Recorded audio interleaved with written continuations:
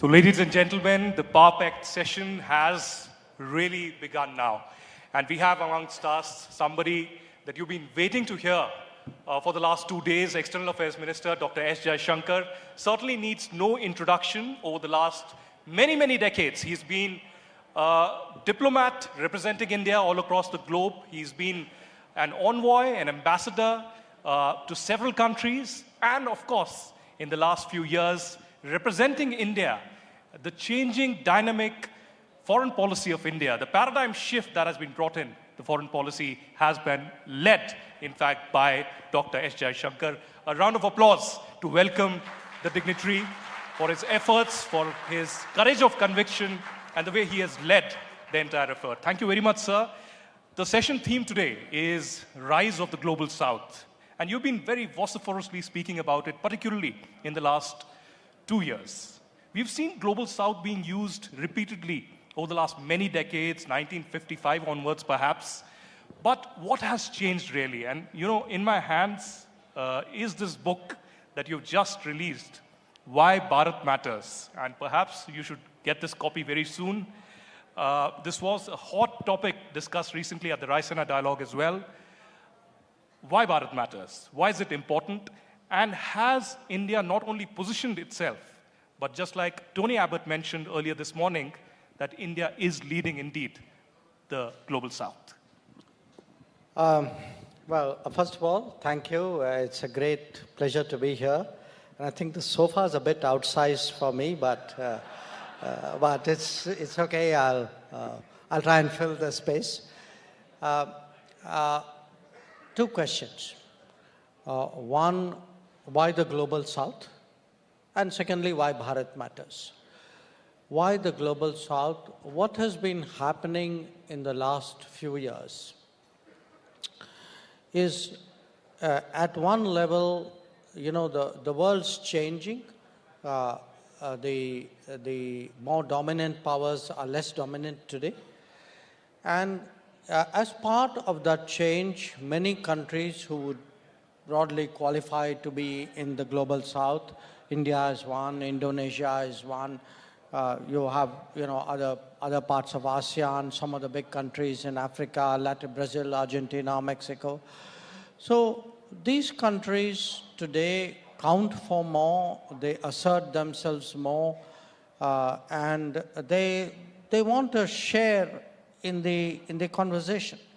So it's like a company, you know, there are more shareholders, but the management needs to recognize that there are more shareholders. So that's one.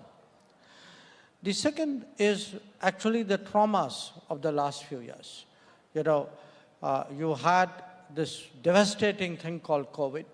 You know, many of us have come through it.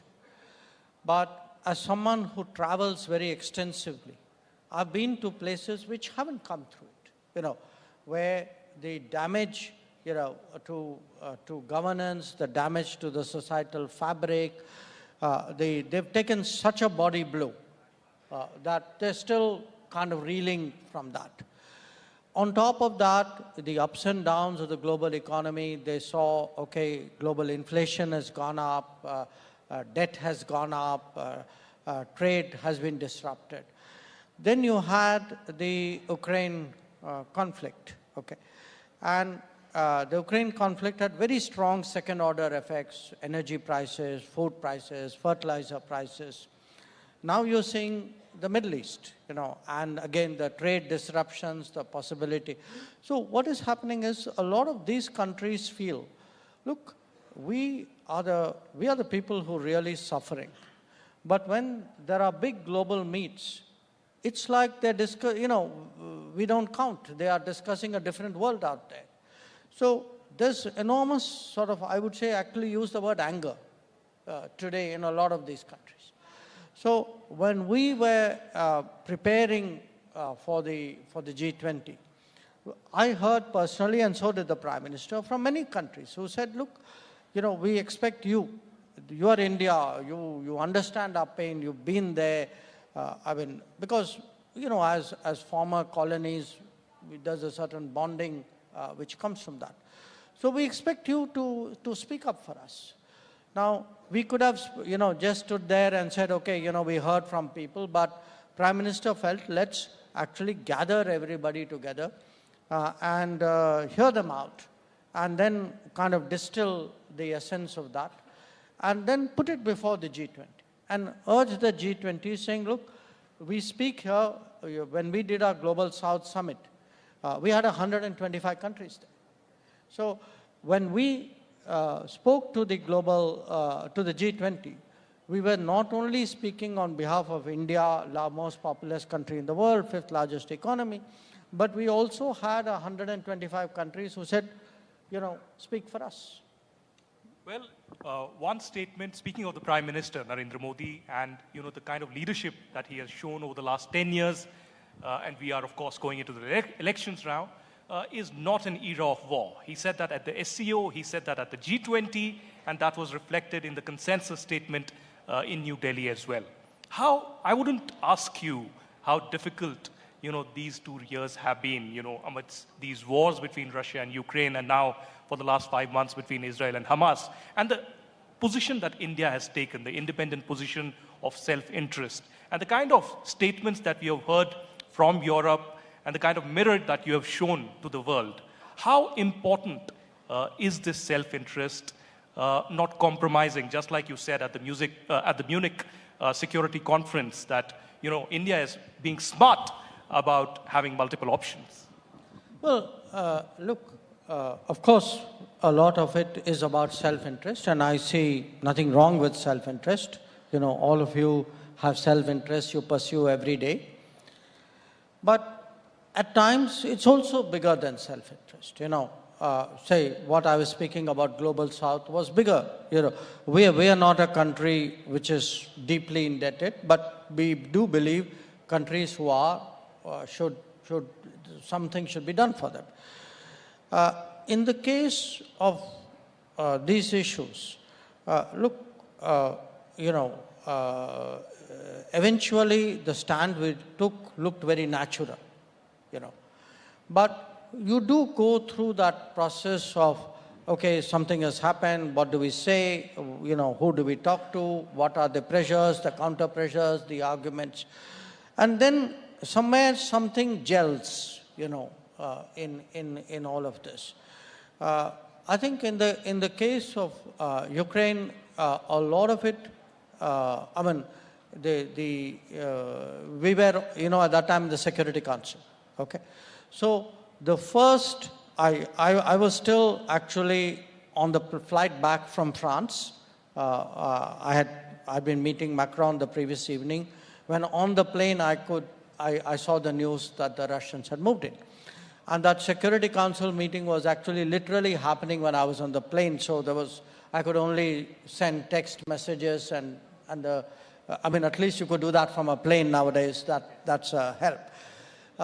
But from what initially became like a political, I would say, a formulation, what is the messaging you are doing, once you moved fairly quickly into the sanctioning stage, Europe deciding that it was going to take some counteraction, then it actually became a different set of issues arose. And those issues had implications for our national growth, for our development, for the average citizen of India. And at that stage, that's when you actually look at your interest, you look at what others are saying, you look at, frankly, how consistent it was. And part of our problem was that, the expectations of us here were countries who are now redirecting. They were reducing the Russia supplies. They were coming into the Middle East. They were essentially coming into markets which would have then got impacted because that's where we were buying from, who were graduating out of it, who were managing it for themselves, but were not giving you that same space. Their expectations of you was more than the demands of themselves. And that we felt was deeply unfair and challenged in a way. Jaishankar जी, आपकी किताब Why Bharat Matters, उसको मैं कई जगह coat करूंगा अभी आपसे बातचीत में, लेकिन एक जगह आपने लिखा है, the world undoubtedly offers vastly more opportunities, but that is also embedded with new responsibilities. आप एक विजनरी भी हैं, मैं आपसे ये जानना चाहूंगा कि वो जिम्मेदारियां कौन सी हैं भारत के लिए, जिसके लिए हमें तैयार रहना चाहिए। देखिए, ऐसा है कि अगर आज हम कहते हैं, अब मैं 10 साल की बात कर रहा हूँ, इस दशक में क्या परिवर्तन आया है। 10 साल पहले जब पहली बार नरेंद्र मोदी प्रधानमंत्री बने थे, उस समय अगर आप हमारी इकोनॉमिक रैंकिंग देखें, हम 11 नंबर थे जैसे मुझे याद है। अब आप 11 नंबर इकोनॉमी से 5 नंबर इकोनॉमी बने। उसके अलावा आपकी जो छवि जो है वो इस समय उसमें परिवर्तन आया है। आप बड़े मीटिंग में अगर कोई बड़ी आइडिया है तो आपके बहुत सारे आइडियाज़ होते हैं। तो क्या होता है कि दुनिया की एक अपेक्षा होती है। आज जो हमसे जो अपेक्षा है वो पहले की अपेक्षा नहीं थी। तो आपका प्रश्न है कि ठीक है, अपेक्षा तो है, तो आप माने कॉन्क्रीट तरीके से आप इसको कैसे दर्शाएंगे। मैं कहूँगा, मैं आपको 2-3 उदाहरण देता हूँ। पिछले 10 साल में बहुत सारी संकटें आए हैं। यमन में सिविल वॉर हुआ, नेपाल में भूकंप हुआ, श्रीलंका में लैंडस्लाइड्स हुए। अब अगर आप देखेंगे, एक ज़माना था कि कुछ भी दुर्घटना होती थी तो ज़्यादातर पश्चिमी देश जो हैं वो फर्स्ट रेस्पॉन्डर के रूप में वहाँ पहुँचते थे। अब दुनिया बदल गई है, वो लोग खुद कम कर रहे हैं। वो सोचते हैं कि भाई, आप जानते हैं कि वहाँ भी वो बदलावट आया है। सब लोग जो हैं एक किस्म से अपने बारे में ज़्यादा सोचने लगे। तो अब ये जिम्मेदारी आप ही बताइए मुझे, अगर हमारे इलाके में ऐसी कोई घटना होती है तो किसको आगे आना चाहिए। अब ये हमसे ये अपेक्षा। और तो ये एक मैं आपको उदाहरण दे रहा हूँ। दूसरा उदाहरण मैं आपको श्रीलंका का देता हूँ। पड़ोस का देश है, बहुत सारी चीज़ें हुई, कैसे हुआ क्या हुआ वो अलग बात है। पर जिस तरीके से श्रीलंका की आर्थिक सिचुएशन जो है, स्थिति जो है, माने आप रोज़ देख रहे थे कि वहाँ कुछ राइटिंग हो रही थी, खाना के लिए कुछ नहीं था, पेट्रोल नहीं था, तो वहाँ किसी को कुछ तो करना था। अब वो उनकी नेगोशिएशन IMF से चल रही थी। जो पश्चिमी देश, उन्होंने ज़्यादा कुछ किया नहीं। उनके और भी जो बड़े जिनसे उन्होंने कर्ज लिया था, वो लोग भी अपने हाथ पे बैठे रहे। अब किसी को तो आगे आना था, और हम सबसे बड़े पड़ोसी देश थे। तो अगर आप देखें, हमने $4.5 बिलियन का एक पैकेज दिया था, जो IMF के पैकेज से बड़ा था। तो एक ये उदाहरण। ये भी है कि जहाँ युद्ध जैसे स्थिति होती है, जैसे यूक्रेन में हुआ, अब हम लोग जो है, जो हम सेल्फ इंटरेस्ट की जो बात कर रहे थे, मैं मानता हूँ कि हमारे उस समय 18-20 हज़ार विद्यार्थी थे। पर ये शुरू से हमारी मैं कहूँगा माइंडसेट थी, अप्रोच थी कि जब भी हम अपने लिए कुछ कर रहे हैं, वहाँ जहाज में, बगल बस में, कहीं किसी और के लिए आप भला कर सकते हैं। उनके लिए अगर दिल में जगह है तो गाड़ी में भी जगह होनी चाहिए। हाँ? और ये अगर आप देखें, कितने देशों के लोग हम बाहर लाए, वहाँ से भी लाए, इजराइल से भी लाए, सूडान से भी लाए। तो अब जो है दुनिया, और सबसे ज़्यादा अगर एक कोई घटना हुई है, किसी का अनुभव है जहाँ हमारी छवि बदली है, ये वैक्सीन के कारण, कि वो देश जहाँ वैक्सीनेशन की प्रक्रिया जारी थी, हमने खुद अपना ख़त्म नहीं किया था, तब भी हमने करीब 100 देशों को वैक्सीन दिया था। और कुछ ऐसे देश हैं जो अभी भी खड़े होकर कहते हैं कि अगर आपने नहीं दिया होता हमें कभी वैक्सीन मिलता नहीं। तो मैं कहूँगा, अगर भारत की एक किस्म से नई पहचान बनी, सबसे ज़्यादा ये कोविड और वैक्सीन, जो हमने वैक्सीन मैत्री जो हमने चलाई थी, इसका सबसे ज़्यादा प्रभाव हुआ। लेकिन अब आपकी किताब का ही मैं यहाँ पर एक कोट करूँगा। आपने कहा, India has now evolved into an effective first responder in regional crisis situations. India matters because it can make a real difference to global needs. हम तो फर्स्ट रिस्पॉन्डर हैं और ये हम अपनी जिम्मेदारी बखूबी निभा रहे हैं, जो कि आप लोगों का जो कर्तव्य है वो दिख रहा है सब. लेकिन ऐसे में मालदीव जैसे मुल्क भी आते हैं जहां पर हम हमेशा उनकी फर्स्ट चॉइस ऑफ हेल्प रहे हैं, और वो बाद में अंदर ही अंदर वहां पर देखते हैं कि सत्ता में भारत के खिलाफ आवाजें बुलंद करना शुरू कर देते हैं. इसको लेकर भारत की नीति और सोच क्या है? देखिए, मानवता भी मानवता होती है, कूटनीति भी कूटनीति होती है, और राजनीति भी राजनीति होती है. तो क्या होता है कि पूरी दुनिया जो है हर समय कृतज्ञता और एहसान पे नहीं चलती. ये है, अब क्या करें, सच है.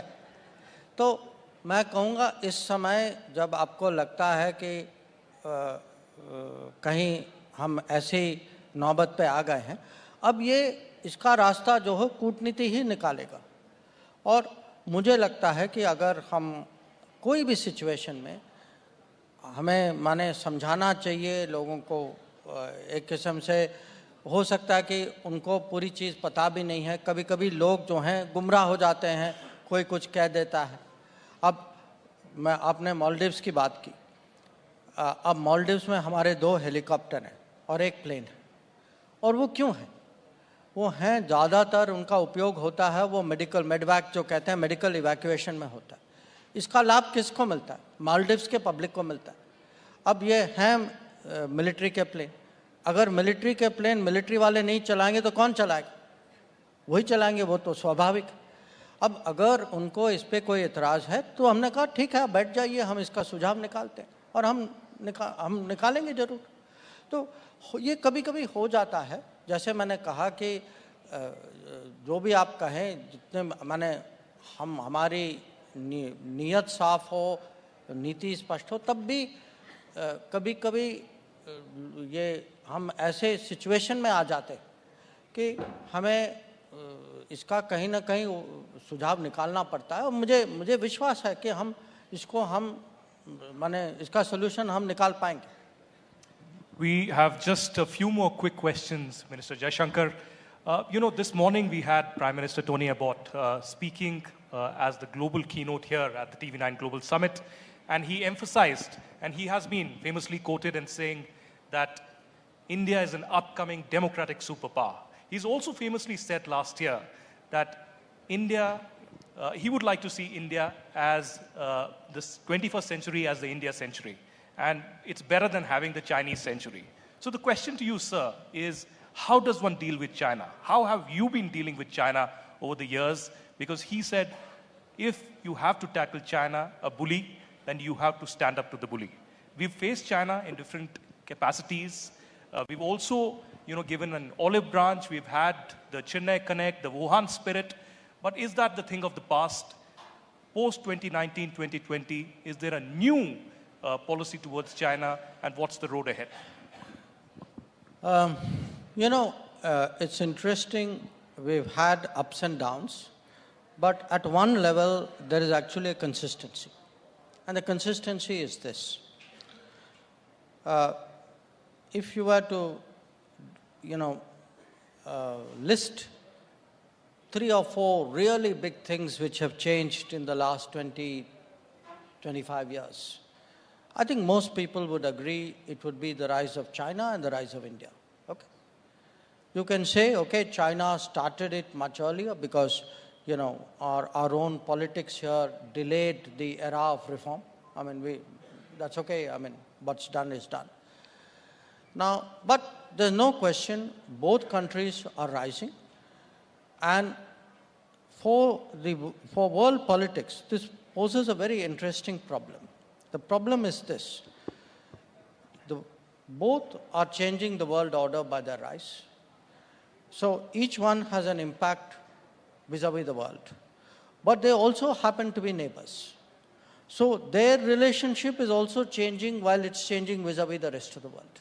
Okay?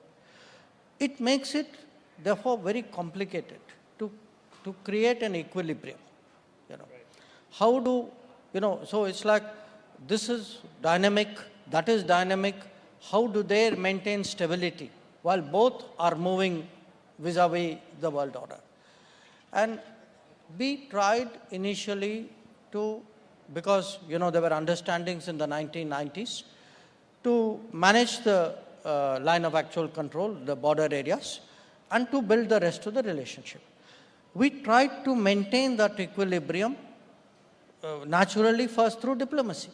So what you saw at Wuhan and Mamallapuram, etc., was that equilibrium maintenance exercise. As I wasn't at Wuhan, I was in Mamallapuram, and there was very frank talking, between the leaders. But what happened in 2020 was China, for whatever reason, chose to move military forces in disregard of agreements. Now, that called for a different response for the equilibrium.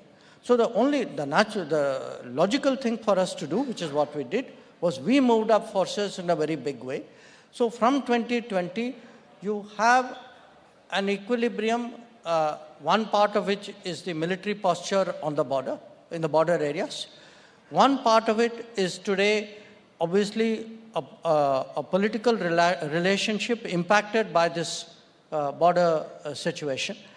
One part of it is also the economic measures we have taken, because if there is a country today which is trying to put me under pressure, I should rightfully take economic precautions vis-a-vis this country. And in any case, we believe, this government believes, that the interests of our working class, the interests of our small enterprises, the interests of our industries must be protected against unfair competition. So there are also measures which tie in against that. So our effort today is, we have to build the deep strengths.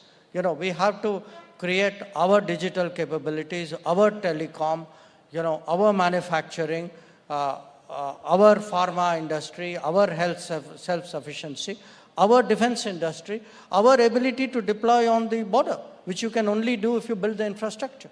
So in the past, frankly, till 2014, our average expenditure on the China border was about 3,500 crores. Today, it is almost 15,000 crores. So there was a neglect of the border infrastructure. You can't defend your border if you don't build the infrastructure there. One of the problem areas, Dr. Jaishankar, in the past few years has been the Khalistani separatism and terrorism that has emanated probably from Canada, but also to an extent from UK, from US, and from Australia. You've been dealing with that. But in particular, post the G20, the India-Canada ties have suffered. Perhaps there is some backroom dialogue that is underway. We had stopped visas. Well, I see that smile there. I don't know how much you can say, but people want to know, and perhaps in the audience as well, there are quite a few who have suffered because they are not getting visas on time, and there are delays that are happening on the Canadian side. But when will this provocation really end, particularly from Canada? And do you think there is growing understanding, at least from the Canadian politicians, or is this just political compulsion for them to just let this Khalistani separatism be, because it is becoming snakes in their backyard movement, just like Pakistan for Canada? Well, look, first of all, let me say this regarding visas, okay? We had to suspend the issue of visas in Canada because our diplomats were not safe going to work. Our diplomats were repeatedly threatened. They were intimidated in many ways, and we got very little comfort from the Canadian system at that time. It has improved since then. So we reached a stage where, as a minister, I could not risk, exposing my diplomats to the kind of violence which was very clearly prevalent in Canada at that time. So but that part of it has been rectified. So today, our visa operations are pretty much normal. Now, regarding the space which has been given to Khalistanis, to extremists of various kinds. Look, they keep telling us, we are a democracy, there's freedom of speech, and therefore people, say these things. Now, freedom of speech cannot extend to intimidating diplomats who are doing their duty, throwing smokes bombs into embassies and consulates, actually advocating violence and separatism against a friendly state. I mean, to me, this is not freedom of speech, this is misuse of freedom of speech. Now, we've had this to different degrees in different countries. I mean, in the UK, we saw actually a High Commission being, attacked by mobs. And honestly, we didn't get the kind of protection which we expected to get. And to a point of someone actually physically climbing into our High Commission and bringing down the Indian flag. Now, I asked my colleagues, let's put ourselves in each other's shoes. How would you react if a mob came and did something to one of your diplomatic premises somewhere in the world? You know, you wouldn't say, oh, there's freedom of speech and freedom of assembly and freedom of expression. You'd be jumping up and down. So the whole point, now again, things have improved in UK. So the point is, we find today that in many countries, we've had a much firmer response in Australia and in the US. Okay. We had an arson attack in US, but that is under investigation. And we expect that the US, if a receiving state does not investigate and take action against someone who attacks an embassy or a consulate, there is a message in it. Now, I don't think it's good for any of these countries to send that kind of message for their own reputation. So we expect the culprits in the attack in our consulate in San Francisco to be brought to book. We expect action against people who stormed into a High Commission in London. We expect people who threaten our diplomats, who put up posters. I mean, they put up posters of our diplomats with urging people to be violent against them. Now, just imagine if roles were reversed. Jaishankar जी, आपको सुनने के बाद अब हमें समझ में आ रहा है कि भारत की जो एक असर्टिवनेस है, उसके पीछे का राज क्या है। आपका और प्रधानमंत्री मोदी का बहुत बहुत शुक्रिया, जिस तरीके से विदेश के मंच पर भारत की अभी एक प्रतिष्ठा बनती जा रही है और हम आगे बढ़ते जा रहे हैं। और आप सभी लोगों से मैं पुनः बोलूँगा, वो किताब ज़रूर पढ़ें, why Bharat matters, because it actually makes a big difference in understanding आगे क्या हो रहा है और अभी क्या है। बहुत बहुत शुक्रिया हमारे साथ जुड़ने के लिए, आपका बहुत आभार। जोरदार तालियों से एक बार फिर। Many thanks to Honorable Jaishankar. Thank you so much, sir. Give it up, ladies and gentlemen, one more time for Dr. S. Jaishankar, External Affairs Minister of India. All right then, ladies and gentlemen, even as the photo ops continue and the conversations are almost about concluded, India under Prime Minister Narendra Modi has charted a course of Atmanirbhar or self-reliance with a greater than ever push on domestic defense manufacturing to further add firepower to India's armed forces, be it the DRDO test facilities that have been opened to industries for utilization or projects like Make-I, technology innovation for defense excellence, the IDEX. I mean, these are all positive tailwinds for India. On that note, let's drone in the next session. Ladies and gentlemen, Chief Executive of General Atomics Global Corporation, Vivek Lal, requesting TV9 Networks, R. Sridharan and Neha Khanna to conduct this keynote interview. Vivek Lal, would you please come